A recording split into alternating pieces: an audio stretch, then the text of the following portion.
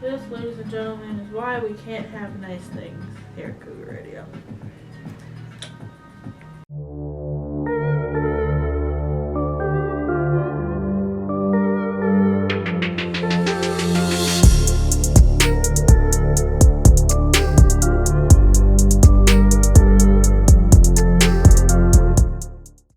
Good evening, everybody. It is around 6:33 on a Sunday evening, and welcome to the first episode of K-Conspiracies. Now, if you don't know what this podcast will be about, and you could not tell by the light stick, it's going to be about K-pop and K-pop conspiracy theories, because I love K-pop. I've been into K-pop for entirely too long. Like, it's not healthy. And I've always been kind of interested in conspiracy theories, and especially K-pop conspiracy theories, because you don't hear a lot about those in mainstream conspiracy theory culture, if that's a thing. So that's what the show's going to be about.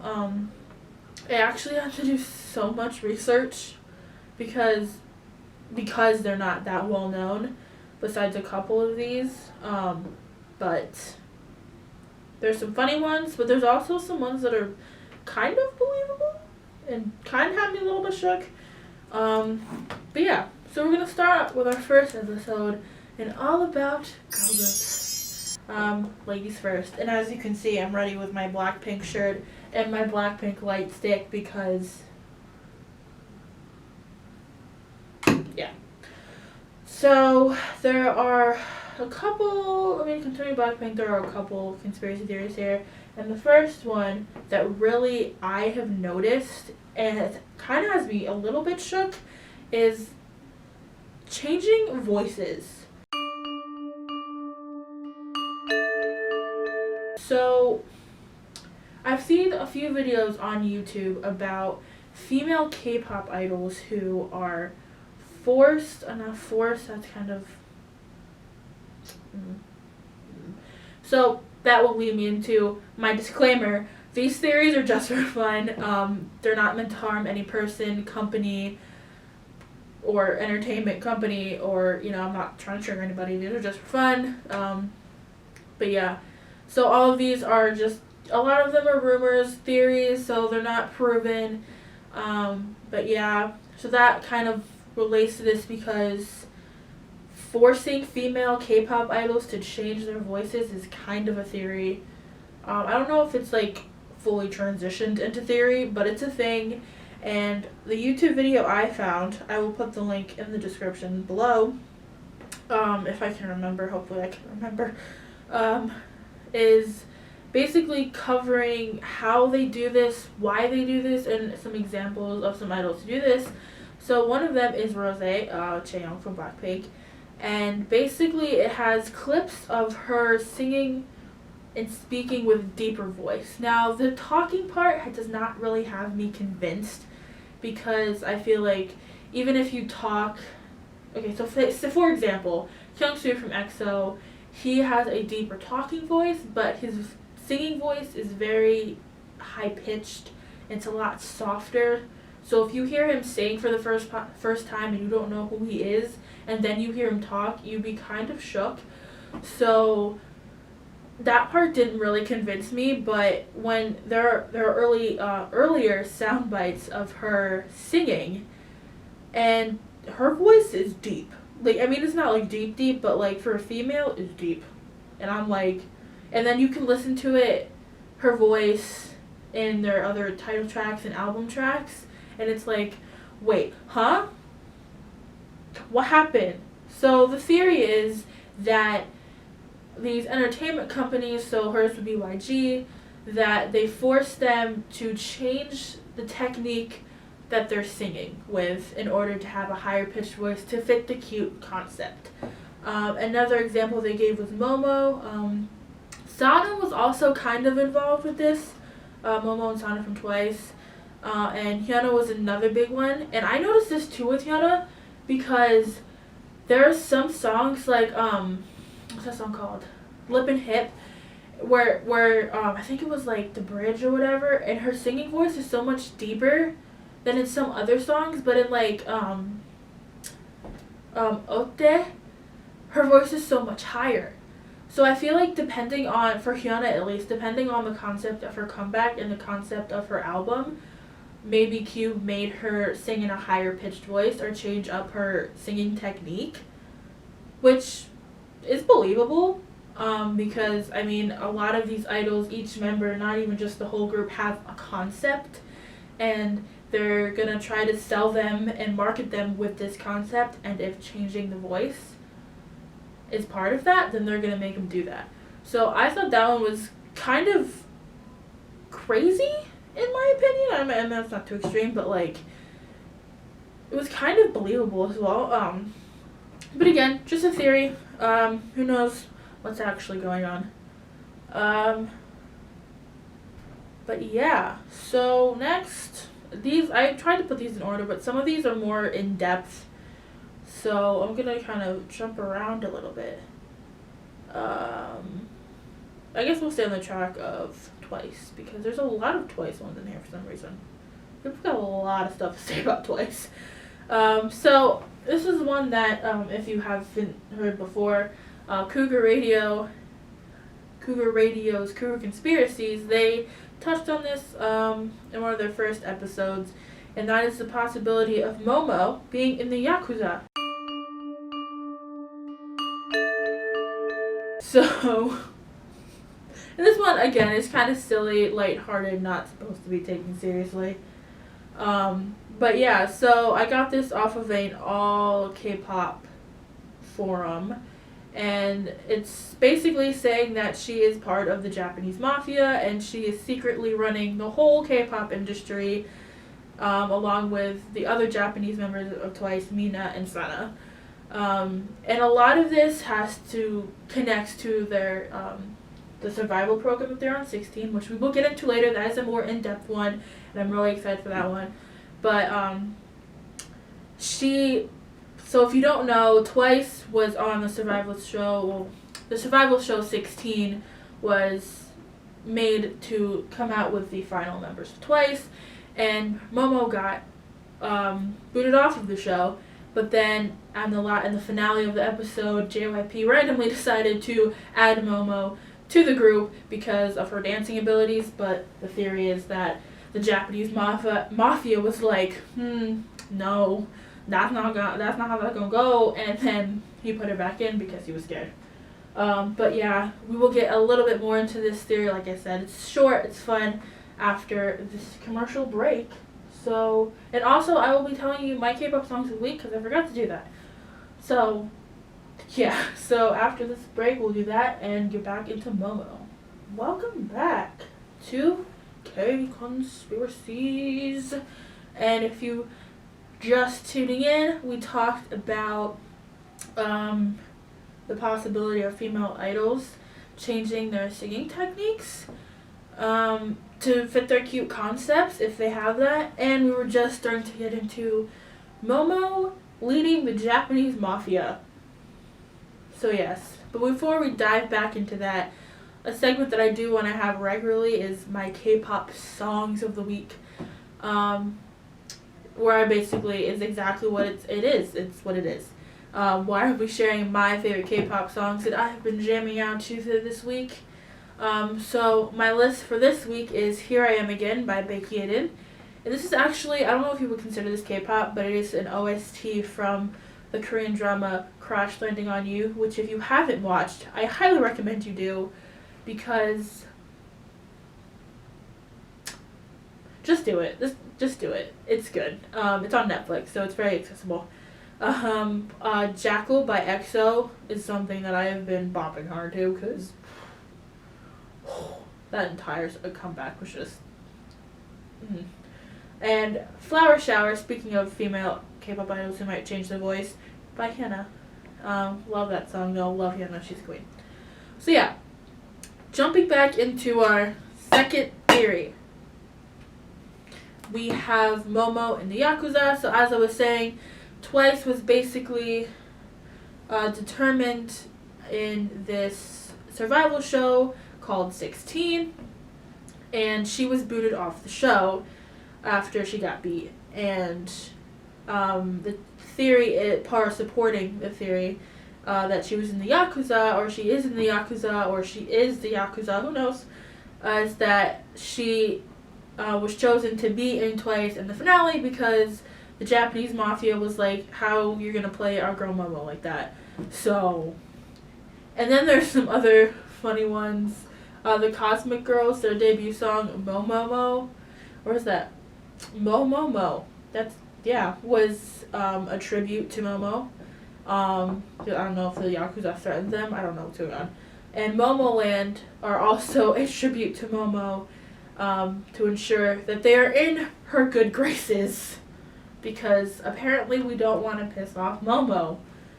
Which honestly is fair. I don't know how they handled the whole Heechul situation. So that would be an interesting thing to add to the theory. But there is a picture, and I will, if I can find it, I will put it here. I think she was hugging Chaeyoung, and she broke her character. Momo broke her character, and you see like this evil look on her face. So I mean, like I said, this is one of those fun theories that don't really matter. It's just kind of for fun. Yeah. Next theory. I like this one. I'm gonna just say it right now. I don't like Red Velvet. I know it's gonna trigger a lot of people, but I am not a Red Velvet stan. Their debut, Happiness, just kind of did not do it for me, and I haven't really liked them since. Although I will say, Bad Boy is a certified bop. So if you haven't listened to Red Velvet Bad Boy, please do. Bless your ears. But yeah, I'm not a Red Velvet stan like that. But this one makes sense. This is also another one that K-Conspiracies talked about. And it was also from an all K-pop forum. It is the theory that Red Velvet comebacks are to cover up SM Entertainment scandals.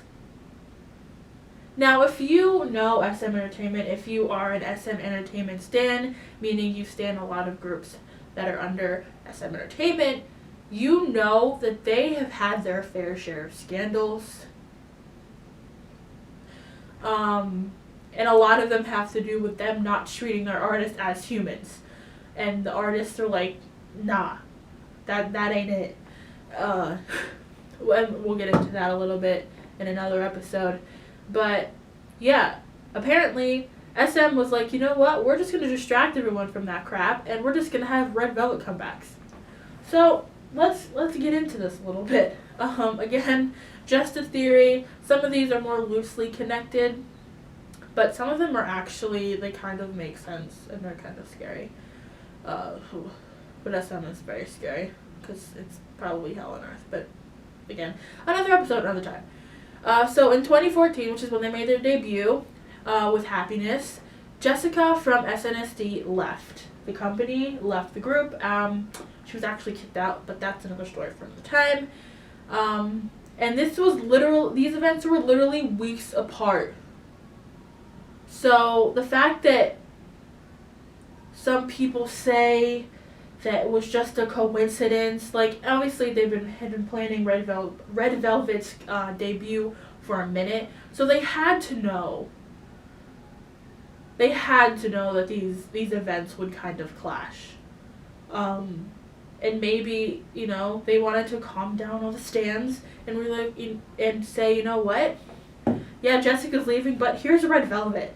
So that kind of makes sense to me. I kind of low-key believe that.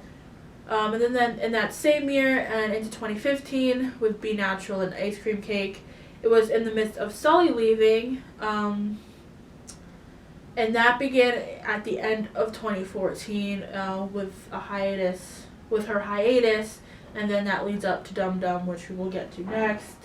But it also states that Ice Cream Cake was originally meant for FX, and it was speculated for the scrapped 3-pack of Red Light, which, if you haven't heard that song, you are missing out. But there's also many issues with EXO members leaving. I think that was the year that Chris left and Luhan left, if I'm getting it right. Yes. So, was it to cover it up? And on top of that, they added a member to Red Velvet, but that one I don't really count because apparently Yedi, is that her name? Yedi? They thought she was too young to debut, so they waited and then they added her to the group after that. So that one was kind of more loose than that.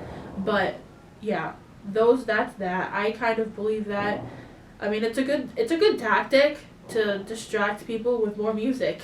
So I'm just saying. SM, I don't put anything past them. But yeah, so then with Dum Dum, that was when Tao, the third Chinese member of EXO, abruptly left, and then Sully finally leaves FX. And they also had a lot of lawsuits, which we will get into after the break, because these segments go fast, oh my god. But anyway, we'll get into that after the break. Welcome back, everybody. This is K-Conspiracies. I almost said K-Conspiracies. I'm sorry, I'm coming for your brand, Zoe and Julia. I'm so sorry.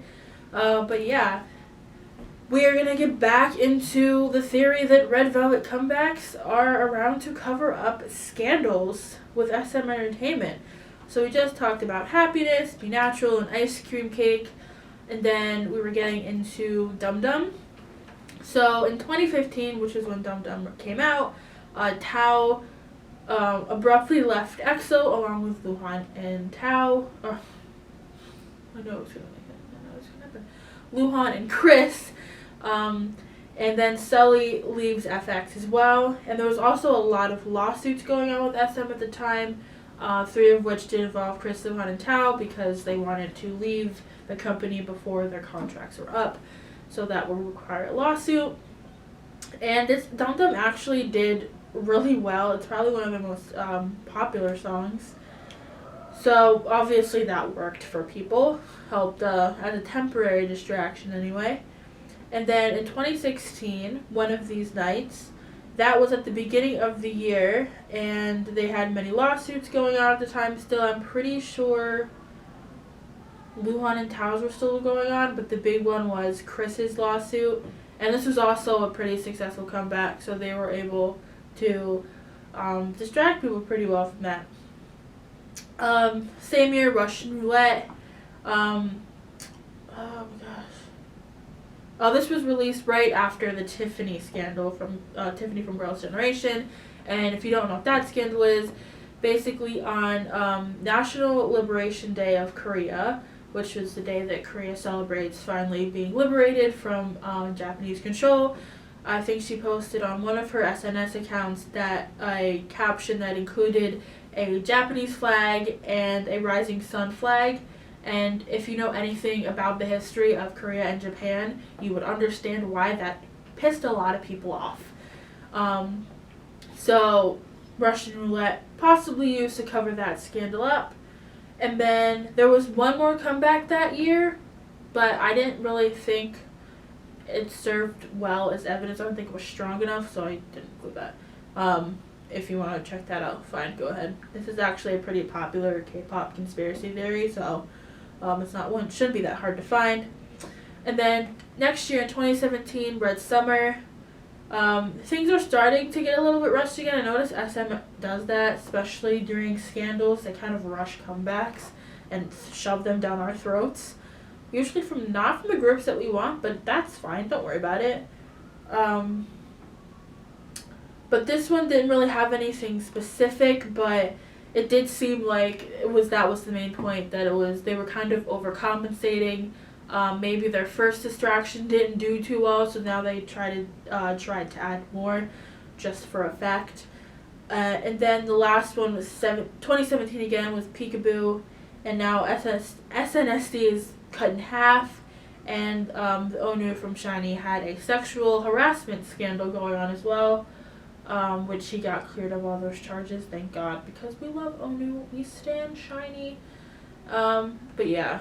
So there was that, and all of this for me, I mean, call it coincidence. I feel like some of these probably are a coincidence, but in general, I feel like it's not a bad business plan to have comebacks during scandals or try to cover up scandals with dating scandals, which we will get into another episode because let me tell you right now, this is something I am passionate about. And I think a lot of people don't realize how many fake dating scandals happen in K-pop and in just the industry in general. And I'm really pumped for that episode because, like I said, I'm passionate about it. But again, another thing for another time. Next theory. Okay, great. Here's another fun-hearted one involving Twice. Chewie and Dahyun are aliens. I believe it. Actually, I love Dahyun so much. She might be my bias. Momo was my bias. But then, with the Feel Special comeback, Dahyun just kind of ruined everything for me. She was like, I'm here, notice me. And I did. I noticed you, Dahyun. But yeah, the theory is, I'm probably just going to read this one straight from the forum.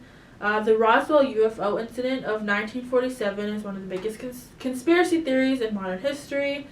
And if you're a big conspiracy theorist, you probably know that one.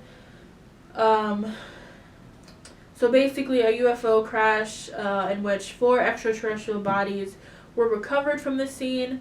2 were dead, but the others 2 were still alive. And no one really knows what happened after that because obviously the government will want to cover that up.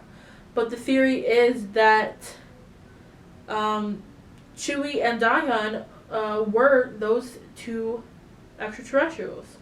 So they both, some evidence to back this up would be they both have extraordinary abilities in their time in the public eye, so when they're on 16. Chewie is extremely beautiful, and a lot of people are saying she can't possibly be human if she's that beautiful, which makes sense because she's the visual of the group.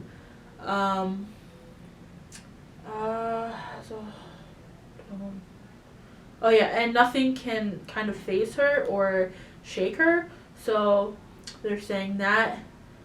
She's also, so she's very calm and content even in times of crisis. So people are saying maybe she learned that from her home planet, you know. Dahyun is used as a homing device, which okay, this is actually pretty funny because there's probably compilations of her spotting like camera devices or recording devices in any situation, and it's actually hilarious. So people are saying she is a homing device because of her natural instincts to catch these things.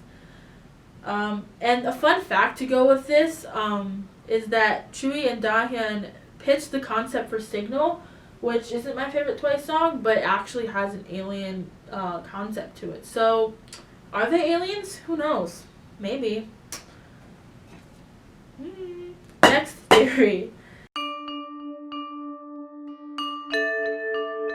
Jennie as a gang leader? This one actually does involve BLACKPINK. So Jennie as a gang leader. So I guess in 2015 there was surveillance footage showing a young girl and her entourage beating some poor guy up and his apparent girlfriend, and netizens couldn't help but acknowledge that this girl looked like Jennie.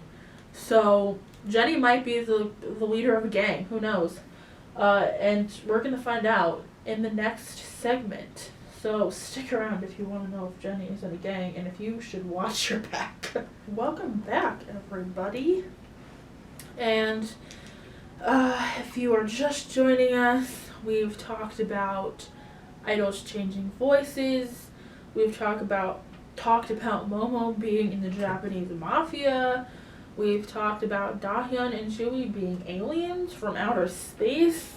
And we've talked about Red Velvet being used as for covering up SM scandals. And we were just getting into Jennie being a gang leader.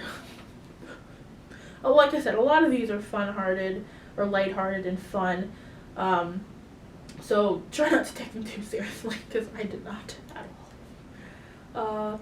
But yeah, so as I was saying, there was surveillance footage from 2015 showing a young girl and her gang beating up this guy and his girlfriend, and a lot of netizens pointed out that the girl looked like Jennie from BLACKPINK, because that's the group Jennie's from. Trying to skip through some of this because there are some theories I do want to get to.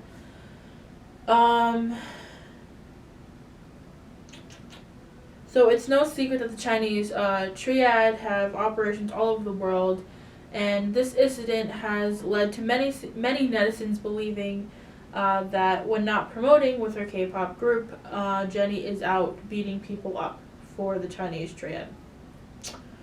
And it says, it's a quote from it: "Next time BLACKPINK is in your area, you might want to watch your back, because the trio could be just around the corner." Like I said, that one's fun. I don't believe that for crap. But a fun fact is Boom Baya is actually the code name used by the triad when they order a hit. Coincidence? I don't think so. But let's see. The last two I want to focus on are whether 16 was rigged, because I thought this was interesting, and Ori, the missing K-pop idol. Now this one got me going. Like, whoo. But before that, I want to get into Sunmi, the queen of female soloists, pregnant with Jay Park's baby. So if you didn't know, Jay Park, he is now a K-hip-hop artist. He's very prominent. He owns like 3 record companies. Dude's rich, a boy's hot, and I'm just saying. But Sunmi, she was in Wonder Girls, and she left. And the real reason Jay Park left, because he said, to sum it up, he said some not so nice things about South Korea, and that made a lot of people mad. And so that kind of forced him to leave the country for a while, and then he came back and dominated the Korean hip-hop industry. And then Sunmi left. She revealed left Wonder Girls. She revealed after 10 years that she wanted to take her music in a different creative direction. So those are the actual reasons they left. But, are they? Are they really? So the malicious comments about Jay Park after what he did were, like I said, was his the reason he left. But one of these malicious discussions going on was that he was in a relationship with Sunmi and got her pregnant. So the rumors were totally unfounded. JYP never confirmed nor denied this. So netizens, this was based solely on speculation. But they left around the same time, so a lot of them are speculating that they were dating. They were obviously doing the thing, and she got pregnant, so they both left. But like I said, this I highly doubt this, but you never know. It's possible with the recent news of Chen having a girlfriend for however long, or long enough to get her pregnant anyway, and becoming a father. So you never know. Could be true. But I feel like hiding a child would be so difficult. Even though there is a Korean movie about a Korean celebrity who has a child and she's been hiding it the whole time. So you never know. Could be possible. I don't really believe it, but something to think about anyway. So 16. We got a little bit into this before, talking about Momo being in the Japanese mafia. Oh yeah, sorry. Next theory. I don't know why I'm using this. I saw this was sitting on my desk, and I'm like, you know what? I'm talking about girl groups. I have a light stick from a girl group. I should bring it. But it's kind of dumb that I've done it like 10 different times. So, yeah. So like I was saying, 16 was a survival show that JYP hosted to determine who would be in the next girl group called Twice. And each week, there were 16 girls, and they were all ranked on performance, singing, dancing, and their personality. And then they were split into groups each week, and then they were evaluated by different judges. But prior to this, people believed that Nayeon, Jihyo, Miyoung, and Jungyeon would be picked to be in Twice because they had been training for a while prior to the show even coming out. So when the news got to them that the show was gonna be a thing and they were gonna be in it, they were upset because, understandably so, because now they're gonna make it harder for them to debut, especially after several attempts that were unsuccessful to debut. So they were understandably upset at that. But just a couple things that before this even happened, before the show even aired, there was a photo taken by the press that was spread around. I guess it was at I don't know if it was at the premiere or just some press conference or something, but there was a photo that had all the 6 of the 16 contestants lined up, and the 9 in the middle were all the current members of Twice. I will insert that picture here so you can see it. So people kind of used that as evidence that they already had the Twice members picked out from the beginning. And then it was clear from the beginning that JYP wasn't going to debut the younger contestants like Chaedong, who's now in ITZY, so she's living her best life, because they were too young, and it was just part of their strict training. So that kind of creeped a little people out a little bit. What did I just say? I'm having a stroke. I'm so sorry. But it kind of shook some people up a little bit. So clearly there was some bias from the beginning, so the possibility of them already having the group figured out was not that far-fetched. But yeah, I don't want to get too far into this because there's kind of a lot that goes with this, so I think I will wait until after the break to continue this theory. So here are a couple messages from our sponsors. Welcome back. We're going to jump back into the 16 theory because I do want to get to the Ori theory because it is very interesting. So where I left off talking about how JYP was not going to pick the younger contestants, but however, Chaedong and Somi were big favorites during the show. And Natty actually beat out Momo a couple of times, which led to Momo being eliminated originally. So there was that, and then there were rumors that JYP told Somi that this was like a couple days before the finale that she would debut in Twice, but she declined because she wanted to start a solo career. But a lot of people found this to be fishy because one, why would she be on a survival show to make a girl group if she didn't want to be in a girl group? So, but also, why would they agree to let a 14-year-old decline? Who knows?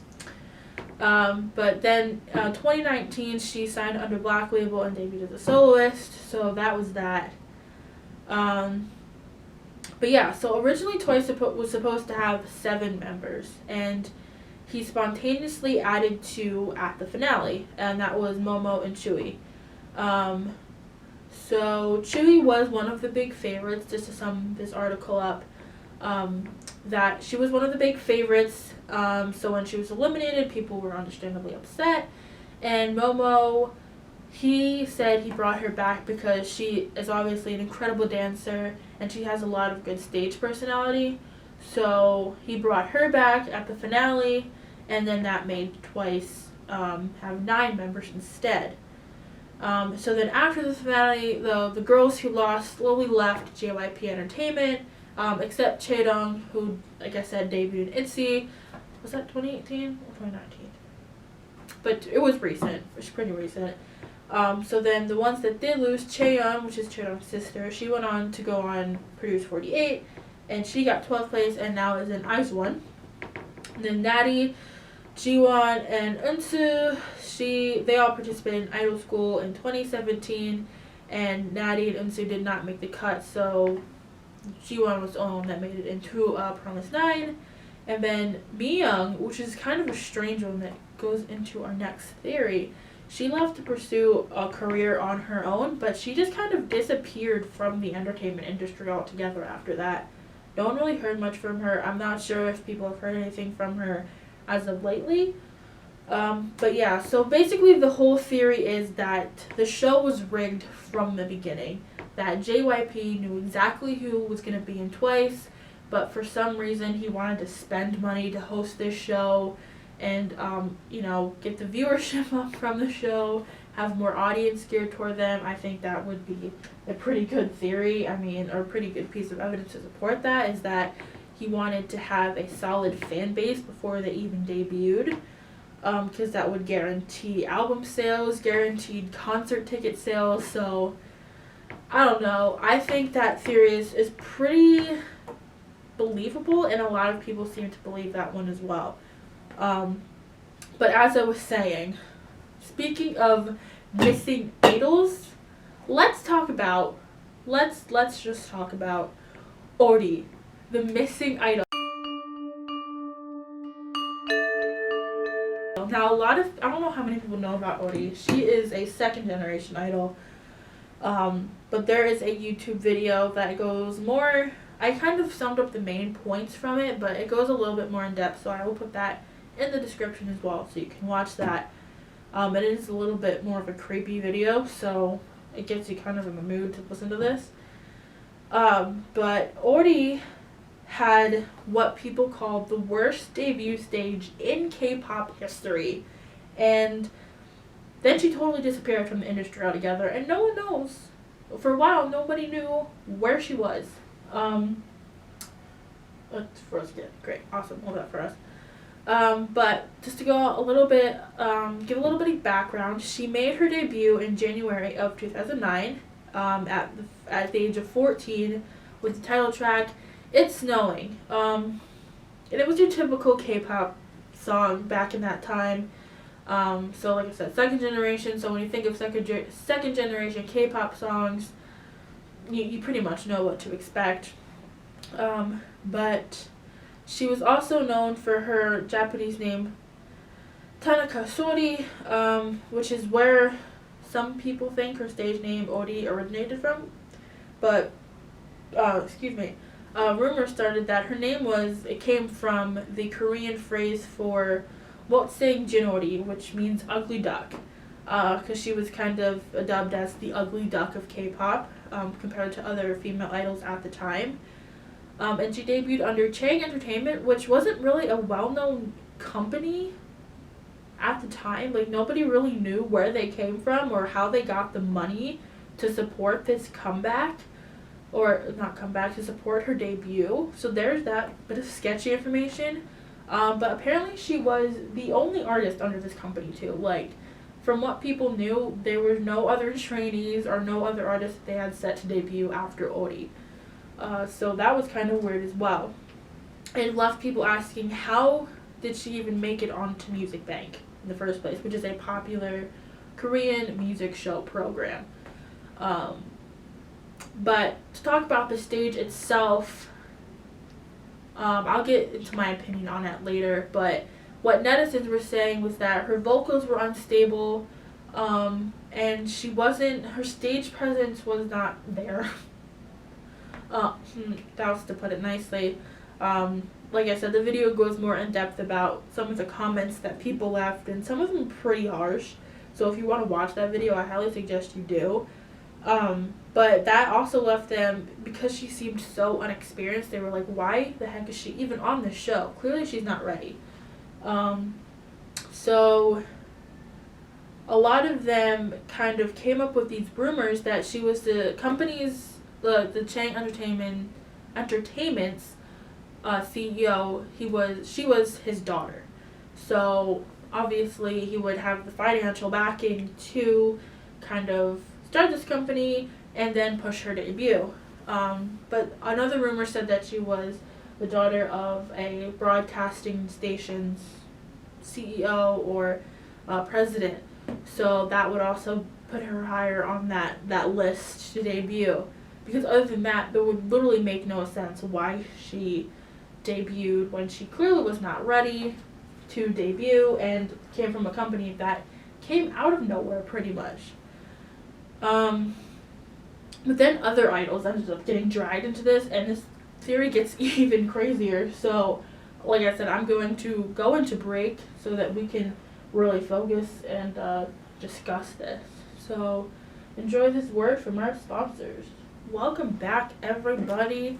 We are going in depth and into this crazy theory about what happened to Ori. So, kind of continuing off where I left off, other idols were dragged into this because they started, netizens started comparing them, certain members of certain groups, to Ori because she was dubbed as the ugly duck of K-pop at the time. I think the video goes into a little bit more about that, but it does also involve other idols because they, after this terrible debut stage, she disappeared. Like, nobody knew what happened to her. So a lot of them started to make speculation about what happened to her. Some people even speculated that she went away for a while, trained a little bit more, and then re-debuted with another group. So a lot of people were saying that Girls' Day member Mina was Ori, and this was due to the fact that their facial features like eyes, nose, lips, and ears were very similar, and the fact that they were born in the same year. But this got to a point where so many people were associating Mina with being Ori, the missing idol, that the company Girls' Day is under Dream Team Entertainment had to make a statement and say that they are not the same person.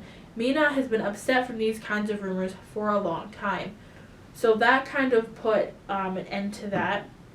And then former Wonder Girls member Sohee, they also thought their physical appearance was similar, and their vocal ability, because apparently Sohee wasn't a very good vocalist. I mean, I kind of disagree, but I do see like the physical. I will put a picture of Sohee here and a picture of Ori here, so you can kind of see the similarities between them.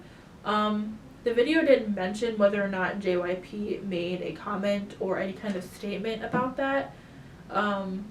But yeah, there was that artist, and then there was IU, the iconic IU. They were also saying, I don't know if they were saying that IU was Ori, which I don't really think they were, because before Ori performed on that day, IU was before her, so that would be impossible. But like I said, this was just one example of how other idols were being dragged into it. Because IU is such a legendary performer and she's known for her great vocals and her great performances, there was a lot of pressure on Ori to perform, if not equally, but if not better than IU, and she didn't. So that left a lot of people disappointed with that. So that's kind of how IU got involved in this. But recently, some more information has come out about Ori. But there was this channel called Dongmin Review, who they interviewed a former trainee of Chang Entertainment, I guess. I guess there were more trainees that people at the time just didn't know about.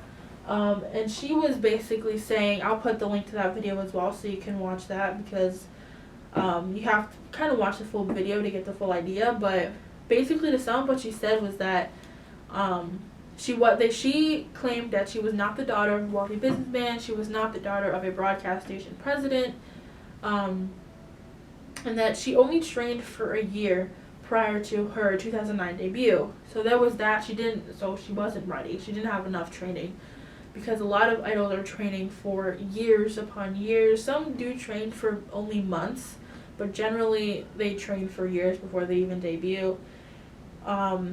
And she defended Orty and said that she was not a bad singer when she was practicing. She was just very nervous, which is understandable after only training for a year and at the age of 14, and after, going after IU. So she defends her, saying she was just nervous, that her nerves got the best of her, and that's why it wasn't as good as she knew she could be. But then after that, I guess she left the company and the industry altogether, and because a lot of people were leaving malicious comments and in hate and all this pressure,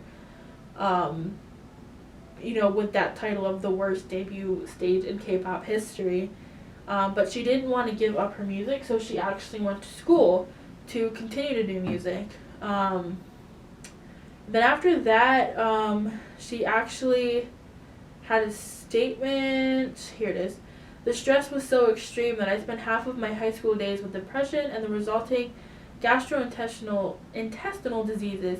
At the time, I ended my desire for music. I worked in an international airport duty-free shop and was buried in the world. So she kind of disappeared into regular society after this because of all the horrible feedback she was getting. But I guess with the little information we do know about her, that she now lives in Japan and she's studying to become a composer. So, I mean, my personal opinion on the stage, I watched it. I'll also link that here. I did not think it was bad. I mean, obviously, I think honestly, I think it was her nerves. I mean, you could tell she was nervous. I mean, her vocals weren't that stable, but to say they weren't good would be kind of a stretch. But yeah, I think it was the nerves, and I definitely don't think she deserved the hate that she got for it, because she was 14, she only trained for a year, and she was nervous. So, yeah, that is the case of the missing idol. Since then, nobody really knows what she's up to. As she said, she's most likely studying to become a composer. So good for her for not giving up on her dream of music. And it just kind of shows us that we shouldn't be spreading malicious hate comments like this, especially in today's age, because social media has expanded so much. But yeah. So be nice to everybody. Please be nice. Your words do have an impact on somebody, and you don't want to be the reason that somebody is hurting or does something worse, as we have figured out. But yeah, that was the first episode of K-Conspiracies. I hope you guys enjoyed it. I didn't get to all my girl group conspiracies, so I might continue these in the next episode or another one. But next week I'm going to talk more about boy groups, since I am a boy group stan. So look forward to that. And thanks for listening, and I will see you all next episode. Thanks for watching.